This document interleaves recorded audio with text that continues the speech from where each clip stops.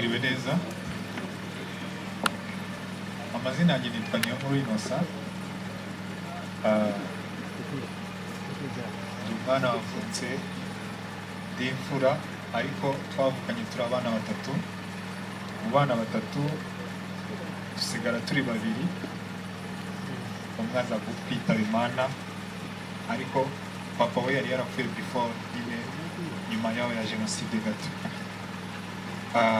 Dusigarana n'umubyeyi wanjye mama yahaguruka nakegera hano kugira mu mubone ubatamuzi. Afite famiye nkari iri aha ngaha ariko bumve ko nako bahari. Mu by'ukuri ubuzima bwa Giselle sinzi ukuntu nabivuga ariko Giselle twamenyanye tugiye kuririmba i Kigali. Ko ndirimba muri korali Herimoni muri 2013. Icyo gihe twamenyanye ariko muri uko kumenyana yiga secondaire na niga secondaire tukajya tuganira kugira naho yageze ajya kwiga muri Uganda University tugana. Sinzi ikimani barashizeho na wahindura umugambi wayo kuko akenshi twajyaga dushwana tena tukongera tugasubirana. Sinzi fiançaye murabizi abantu b'abapapa muri hano nyine icyo kigero mwese mwagiciyemo. Muri icyo gihe muri 2019 kunda gusenga Imana kandi ati nzagumufasha mwiza kandi ugukwiye kandi wubaha Imana. Ariko uko twakundagura n'ibyo bibazo njye sintekereze uko ari we. Urumva nyine twarashwanaga bikaba n'izindi process umuntu agakunda n'abandi ariko Imana niwe yari yarateguye. Ndabyibuka aza gukorera igitaramo inaha i Rubavu. Icyo gihe ni igihe wamufashije mu kumanika amafishi mu kuzijyana ku maparuwasi agiye atandukanye ariko tutarasubirana kuko bande yiwe bari bambwiye ati mbafashe bisanzwe nawe ndabavuga ati uwo muhamagaro ndawukora ko numvaga nyumuntu twabanye nta kintu namukorera. Sinagiye umugisha wo kuboneka mu giterane cyiwe ariko nyine nza kumenya amakuru nyuma. Ni naho nakunda kujya kumusura kwa Kambo nyirakuru wiwe tarapfa kuko we yaranze. Nawe ngiye gutaha agasenga, yamara gusenga akavuga ati bana banjye imbahaye umugisha muzabane ariko njye simenye ibyo ari byo. Simbukaho gato nyine ubuzima bwanjye muri iki gihe twari tumaze tubanye kuko tubanye igihe gito cyane nta n'umwaka rurashira. Tubanye amezi. Twakoze mariage mu mwaka ushize mu kwa 12 tariki 18. Mu by'ukuri mu buryo twari tubayeho cyangwa se mu buryo twaganiraga twumvaga ko twubatse umuryango kandi tuzagera kuri byinshi kuko Giselle yari umufasha mwiza. Giselle yari umuntu ufite ishyaka cyane yumva ashaka gukorera urugo rwiwe. Giselle yabaye ahantu ntekereza ko papa atabaye aho nari maze kugera cyangwa se nuko nari maze kuba kose nabikeshaga kuko hari ibyo nagenderagamo kera ariko ubu yari amaze kunshira ku murongo n'umufasha wiwe.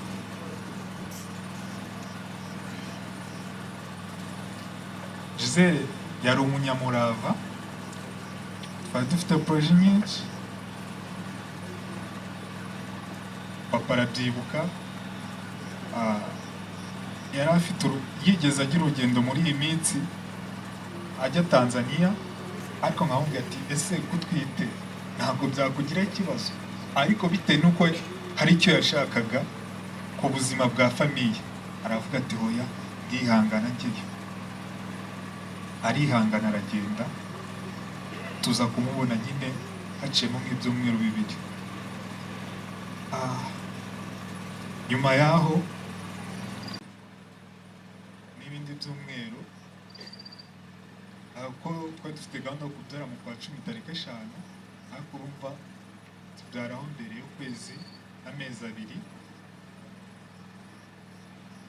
Mu by'ukuri bamubaga nawe yarambwiye ati bamubaze yumva. Umwana bagira nawe niyo yari agiye kumureba, asanga ari muri kovesi. Umwana twakira ubwo buzima kuko n'amashereka ubwa ntabwo yari arakaza, akajya bamuhera amashereka muri sonde, abaho ubwo buzima. Umwana ariko sinzi niyo ari umugisha twari twagiriwe, umwana afite akavuyo, yari afite ubukubaganyi bwinshi.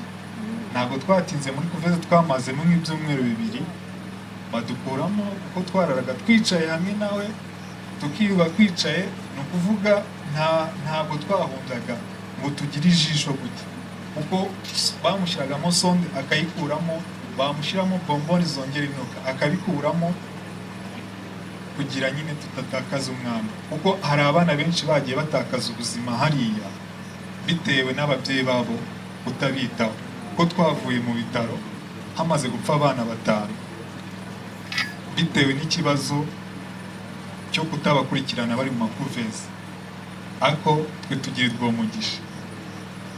Mu by'ukuri hari abo yabonaga mu makuvezi akavuga ati, kuko ari uwo twabonye, aravuga ati uyu mwana se ko yari atangiye gukubagana nayo ko yaragize, ariko umubyeyi we Aline biravuga ati iyaba uyu mwana yapfaga, ati kuko amaze kundushya, amaze kugendaho amafaranga menshi. Niyo Giselle yamwegeranyije amubwira ati ese igihe umaze hano, ese nibyo igihe umaze aha hantu, ese igihe gisigaye nicyo kigiye kukunanira? Akibivuga icyo hashize iminsi 2 uwo mwana arapfa. Akimara gupfa ararira, akirira niyo yamubwiye ati none se so wikururiye ibibazo, iyo utamwaturiye ibyo bintu ntabwo aba yaragiye. Mu by'ukuri yakundaga gusirikira nyine areba, ni naho yakuye proje iyo ngiyo. Dukomeza tubana nawe kugera aho twaje gutahira imuhira ababyeyi baduherekeje. Tugeze imuhira yagerageje kwita ku mwana uko ashoboye, kuko umwana yari yavukanye ikiro kimwe n'amagarama 750, ariko ubwo twari tuvuye ku bitaro yari amaze kugera mu biro 2 hafi na 700. Urumva yamwitagaho bishoboka, kuko hari ukuntu yamuryamishaga mu gituza akamuririmbira, umwana akumva iryo jwi rya mama wiwe, umwana akumva izo ndirimbo, n'ubwo bushyuhe bwa mama we bikamwongerera morale yo kunywa ibere, kuko no kunywa ibere yari amaze iminsi mike ari harigiye, kuko yaramukamiraga akamushyira muri bibero akaba ari yanyweraho. Tugeze imuhira, turi muhira twabaga turi kumwe, twararanaga ku gitanda uko turi 3 na bebe. Yagera igihe cyo kumwonsa nkapfuka amaso nkasinzira, amasaha 3 yashira nawe kuko yaramwonsaga, yarangiza akamuririmbira akamushyira mu gituza, yabona umwana asinziye akankomanga akambwira ati nawe niyo masaha yo kureba. Nkareba nkurikirana bebe uko ameze. Ya masaha 3 yashira kuko umwana nyine aba akwiye kuryama amasaha 3, nawe nkamukomanga akabyuka ibyo. Kungu ntabwo nari nkijya mu kazi, ko naga ndi kumwitaho, ariko ku manywa niho nabonaga nyine nk'amasaha 2 cyangwa 3 yo kuruhuka. umunsi rero yitabaho Imana yazindutse ameze nabi kuko byabaye nk'iminsi 3 aribwa mu nda, twumva n'ikibazo nyine cy'uko yaba yarabazwe, ariko hari ibinini nyine abamama baba barabazwe bakoresha akari byo yifashisha. Uwo munsi niho yazindutse mu gitondo avuga ati mu nda mumereye nabi, ahamagara mukuru wiwe Solange amubwira ko ntabyo afite. Niho twatumije ibinini kuri farumasi, babizanye abikoresheje mu nda haratuza, arangije ararya aranywa tunaraganira, ariho yanambwiraga ati nkakunda abavandimwe biwe, ambwira ko akunda umwana witwa Christian cyane, umwe waje ejo bundi, arimo kumbwira nyine uko amukunda cyane, uko bazaganira, ko ari hafi kumusura. Ambwira na Axel, ni naho yambwiye nyine Axel nawe ko amukunda cyane, ambwira ubuzima Axel yakuriyemo nyuma uko mama we nawe yitaye Imana, kuko yitabye Imana ngo namubyara. Niho yakomoje ijambo, arangije arambwira ati ese nk'ubu ngubu Iveke ndamutse ngiye yabaho ute? Nanjye ndambwira ati oya ntabwo byashoboka, kuko njya nibuka umunsi umwe ngiye gukora mariage, bari kunanga umunsi wa nyuma irubona, hamanutse ubuhanuzi barambwira ati ngo wari ugiye gutaha ariko Imana iragukijije. Ariko bitewe no kwizera guke akomeza numva nyine yuko nshobora kuko gupfa. Niho yambwiye, arangije yambwira ati no, ugomba kwizera. Umuhanuzi niba aguhanuriye ikintu ntabwo ukwiye kuvuga ati ngo kirambaho, ahubwo iyo wabimenye biba byiza, urushaho kurwanya icyo kintu ukavuga ati ntabwo gishoboka mu izina rya Yesu. Kuko ngubu yajyaga anyigisha ijambo ry'Imana ashaka kumbyaza ubutumwa bwiza, kuko yambwiraga ati we ko yakiye ubutumwa bwiza muri 2019, sinzi niba yarabikubwiye. Nawe yanyigishaga ijambo ry'Imana akubwira ati nshaka yuko ugera ku rugero ruhagije kandi rushimishije. Uwo mugoroba nanjye yarambwiye ati ashaka koga, kandi ndamubwira ati ok, amazi arahari, hari amazi twari twateguriye bebe twogeshaga ibikoresho, reka nyagusukire turacomeka andi mazi nyuma ya bebe. Suka amazi muri dushe nyamujyaniramo, nagiye muri salo, ari muri dushe, arangije arahamamagara ati sheri.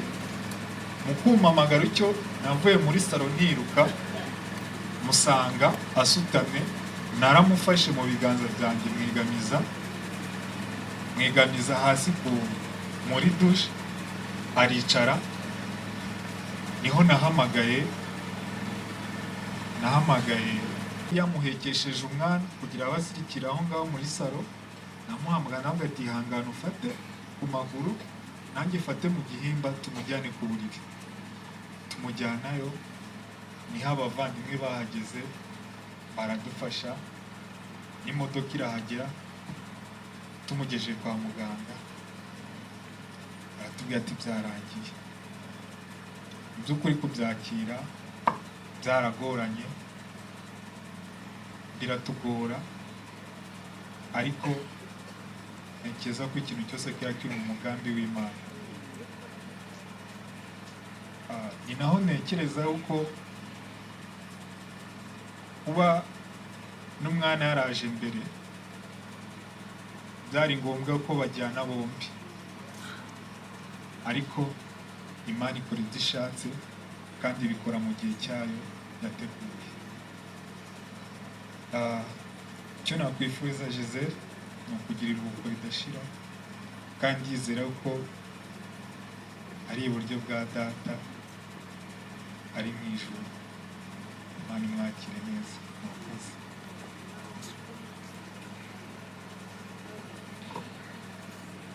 Haleluya. Yesu nashimwe. Nshimye Imana kubera ko ari umukozi w'umuhanga, ikorera ku saha yayo mu gihe cyayo. Imana ndigikererwa, abantu nitwe dukererwa. Nshimye Imana kubw'umukobwa wanjye, niko nabivuga. Twari tumeze nka Rusi na nyirabukwe. Igihe bamaranye na Inosa ni imyaka 8, ubwo bari inshuti, ariko ku bana bubaka urugo numva ari amezi yaragiye kuba 7 niba atari 8 gutyo biri kuzamo. Giselle yakundaga kwitanga, nanjye ubwanjye ariko bimeze. Nshimye Imana ku by'Imana yakoze. Giselle yari umugenzi ujya mu ijuru, yakomezaga benshi, yafashaga benshi mu byo yakoraga byose. Dusenga Imana kugira ngo imiryango ari twe yashakiyemo naho yavukiye, Imana idufashe tuzagira impano nk'iya Giselle. Ikindi navuga, yakoreye mugabo we anniversaire, yaturirimbiye indirimbo ikorasi, ngewe ndarira bitewe nuko hari amakuru. Yaturirimbiye ikorasi ndayivuga ndi kurangiza, ariko ku munsi wo kuwa mbere nagiye gusenga, Imana irambwira ngo nguhaye pome, ariko iyo pome bayisatuyemo 2. Nsigarana igipande, ikindi gipande nyine baragitwara. Kuwa gatatu nirirwa gusenga, hari abantu bari hano twasenganye, hari ibyo Imana yavuze. Kuwa kane ndasenga, iyo ngiye guhura n'ikibazo Imana itimba amasengesho, naho Imana irabivuga. Ibi ngibi byabaye, Uwiteka yabibwiye hari tariki ya 11 z'ukwezi kwa 2, irambwira ngo imbwira ibintu 5, ibwira ibyago, imbwira ibyiza, imbwira mbese ibintu ibyo byose. Hasigaye ibintu 2 mu by'Imana yari yambwiye, nabyo ndabitegereje kubera ko yivuze ivuga ng'Imana nikoze ikora ng'Imana. Ntabwo Imana ari injajwa, nta nubwo igira indimi 2, ikivuze iragisoza mu bumana bwayo irihagije. Ndi kurangiza, ndi kubashimira ku bantu mwese mwabonetse aha hantu. Hari benshi badusuye kwa muganga, ariko abadusuye kwa muganga mwabona ko Giselle mu kuvugana nawe nk'inshuti ze ntabwo yavugaga, mwajya kuvugana agahita yubika. No ku cyumweru umwana yarwaye naho ntabwo yavugaga, wabonaga imbesi igitekerezo cyari ku mwana kuko yageraga ikibazo ukabona afite ubwoba bw'umwana we, wagira mbese ngazi kazanataha.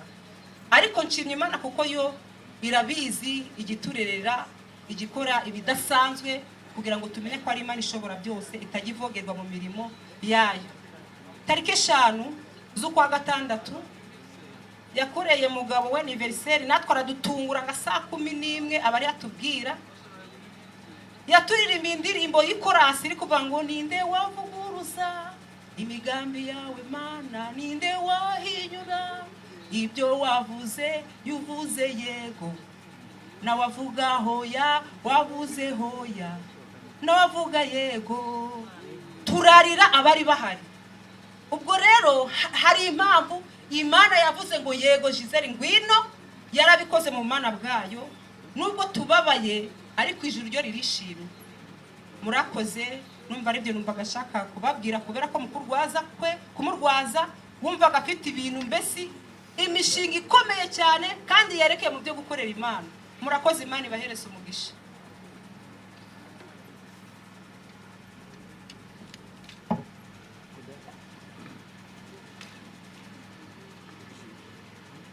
Haleluya. Haleluya. Nitwa Nijya na Solange, akaba ari umugabo Imana yampaye. Ninjye washakiye inaha mbere ya Giselle. Giselle arankurikira, twari tunaturanye, uko twakuze bagiye babisubiraho babivuga, ariko rero naragira umugisha yuko mfite umuvandimwe hafi. Ni byinshi twanyuranyemo na Giselle, hari groupe twabagamo mamesiri na papisiri nibo bayihagarariye, hari n'indi mama Keira Debora nawe na ba mama Nakindi bari bahagarariye.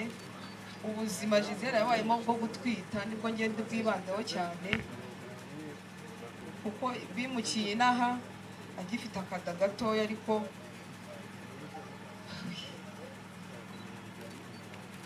nambabarira. Twabaye mu buzima bwo gusenga buri munsi, Imana ivuga ibintu byinshi kuri iyo nda. Hari n'igihe twize gusengana na Pasiteri Munezero, icyo gihe ni groupe y'ababisiri bari bamutumiye. Icyo gihe Pasiteri Munezero aramusengeye cyane, nanjye arambwira ngo nari ngiye kugenda nk'uko mama yapfuye. Dushima Imana, turavuga ati Imana uhabwe icyubahiro ko kiduhagazeho. Nyuma dukomeza gusenga, abanyamasengesho bose twasenganaga baravugaga bati musengere uyu mubyeyi n'umwana atwite. Nyuma nibwo Imana akiviriya hirya muri Tanzania, nibwo umunyamasengesho yamubwiye ati, Imana yaramubwiye ngo ngiye kugutegera indege yihuse, ugiye kujya kuvuga ubutumwa. Ati ninjye uzayigutegera. Dutekereza nk'abana b'abantu, turavuga ati biriya byafeirinze, ibi bigiye kunyuramo, turishima, turavuga abantu habwe icyubahiro.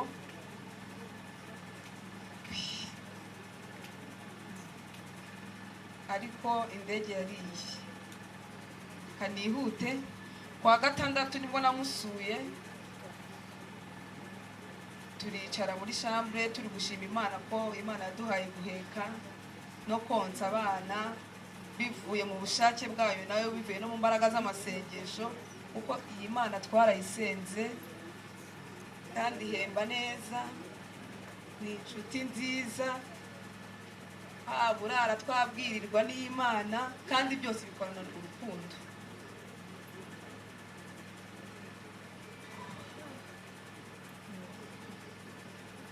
Reka nihute. Twaricaye, nanjye nteruye akabebe kanjye, nawe ateruye ake, akambwira ati reba ukuntu ubuzima twanyuzemo, Imana yatugiriye neza. Amubwira nti uzabimenya umwana amaze nko gutangira guseka, amaze kureba, kuko wanjye ubu afite amezi 8. Wanjye akarya furuwi, Giselle akavuga ati su tuzagera twebwe aho ngaho ryari. Amubwira ni bita byihuta, ubundi hatindinda bya bindi byose by'ababyeyi. Ubwo twese turonsa, njye wanjye kubera atangiye kurya ntabwo yatinze kwibere. Giselle arambwira ati ntabwo mwonyeje neza. Ngo arambwira yajya gukurikirana kuri YouTube umuntu witwa Leya, ngo hari amashereka y'umumaro ya mbere ngo niyabanza, ngo hari kabiri, hari na gatatu, njye nabyo narinzi. Arambwira ati iyo umukuyeho gutyo wihuta ntacyo naba yonse. Ndamubwira ni wanjye rwose mu mwanya niba ari uko yatangiye kurya. Dutera story, tuvuga ubuzima twabayemo, ntabwo nzi impamvu twabivugaga. Nabwo yambwiye ko muramukazi we ngo Imana ari maze iminsi babwira